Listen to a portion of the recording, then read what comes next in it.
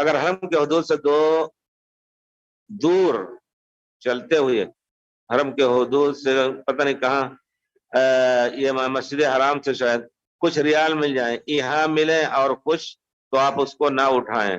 در رسول کے زمانے میں بھی کچھ لوگ مقرر تھے گڑی پڑی چیزوں کو اٹھانے کے لیے، وہ لوگ اٹھاتے تھے. اب اس زمانے میں آپ کے اوپر واجب ہے کہ یہاں مروہ کے صفا کے اوپر باہر سے ایک امانت خانہ بنا ہوا ہے. کوئی بھی چیز، مجھے یاد ہے اچھی طرح 1 سال پہلے کسی کا چشمہ گم ہو گیا تھا اور بعد میں کسی کا جیب کٹ گئی.